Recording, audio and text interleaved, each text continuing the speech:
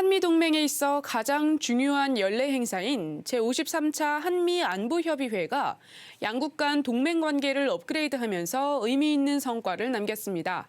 자세한 얘기 나눠보겠습니다. 문성묵 한국국가전략연구원 통일전략센터장 모셨습니다. 안녕하세요. 안녕하세요. 네, 먼저 이번이 바이든 행정부 들어서 처음으로 열린 SCM이었습니다. 양국의 공동성명 내용과 함께 전체적인 총평은 어떻게 보고 계십니까? 네, 말씀하신 대로 이번 한미 안보협의회의는 바이든 정부 들어서 처음이거든요. 특히 동맹은 돌아왔다라고 이 기치로 출범한 바이든 정부와의 첫 번째 회의였는데요. 무엇보다 북한의 핵미사일 위협이 높아지는 상황에서 한미동맹을 더욱 공고히 함으로써 연합 억제력을 강화하는 그런 계기가 됐다고 생각을 합니다. 그리고요, 특히 이번 회담에서 발표한 21개 공동성명 조항이거든요. 많은 내용이 포괄적으로 담겨져 있는데 무엇보다 저는 이 부분을 주목을 했어요. 한미 양국이 민주주의와 인권 법치라는 공유된 그 가치를 재확인했거든요. 네네. 특히 미국이 한국을 향한 확장 억제, 방위 공약이 확고하다.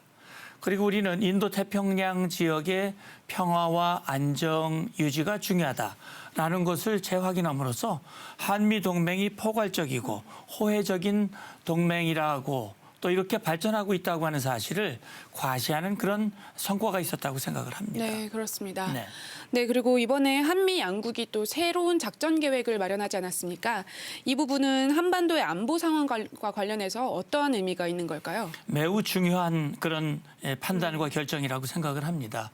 작전 계획을 수립하려면 이 전략기획지침이라는 게 필요하거든요. 영어로는 SPG라고 그러는데 이 전략기획지침 기존의 지침은 10년이 넘었어요. 네. 그동안 북한의 안보 위협이 작전 계획에 충분히 반영되지 못하는 그런 한계점이 있었다. 이 부분을 양 장관이 공감을 한 것이죠. 사실 지난 10년을 돌아보면 북한이 수차례 핵실험도 했고 네. 각종 미사일을 발사했고 그렇게 해서 핵 미사일 역량이 고도화됐고요. 또 재래식 무기도 첨단화되어 있기 때문에 이런 안보 상황, 안보 위협을 고려한 새로운 작전 계획이 필요한 시점이었습니다. 따라서 이번 새로운 전략기획 지침의 승인은 우리의 대응 역량을 강화하는 데 큰 힘이 되리라고 생각을 합니다. 네, 그러니까 시대의 흐름에 맞춰서 작전 계획도 그에 따라 맞게 바뀌고 있는 거군요. 맞습니다. 네, 그러면은 전작권 전환과 관련해서는 내년에 미래연합사령부 완전 운용 능력인 FOC 평가를 하기로 했습니다.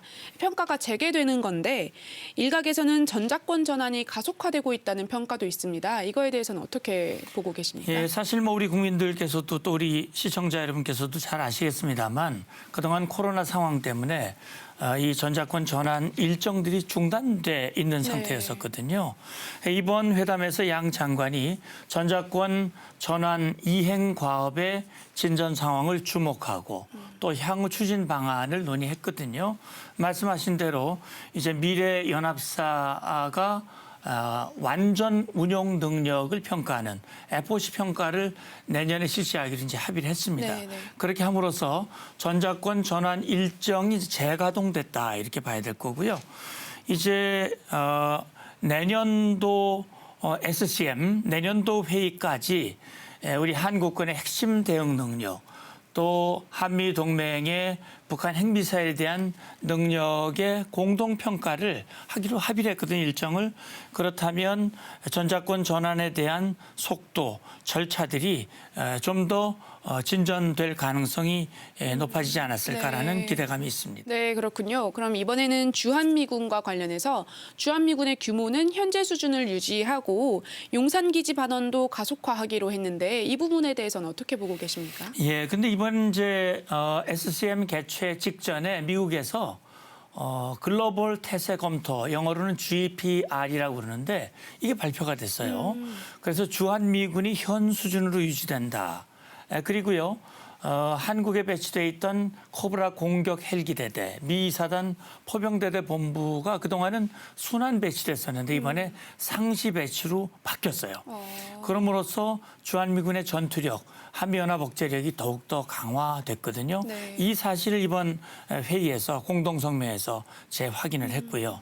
그리고 용산 기지의 이 적기의 반환도 또 합의를 했습니다. 자, 그렇게 된다면 우리 정부가 용산 기지를 공원화하기로 한 네. 이런 계획들이 이제 원만하게 추진이 될 것이고 그렇다면 한미 동맹에도 기여할 것으로 보이거든요.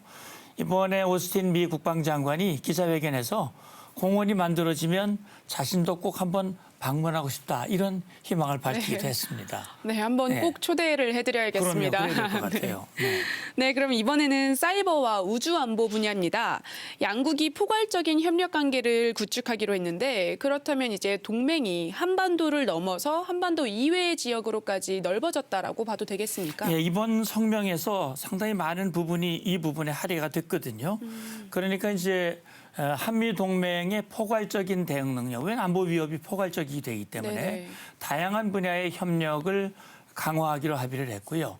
지역과 세계의 복잡한 그런 안보 상황을 고려해서 우리 한미 동맹이 지역과 세계 안보 도전에 보다 잘 대처하기 위해서 인도 태평양 지역과 세계에서 한미가 국방 안보 협력을 증진해 나가기로 그렇게 합의를 했거든요. 네네. 원래 한미 동맹은 북한의 위협에 대처하기 위해서 그렇습니다. 출발을 한 것인데 네.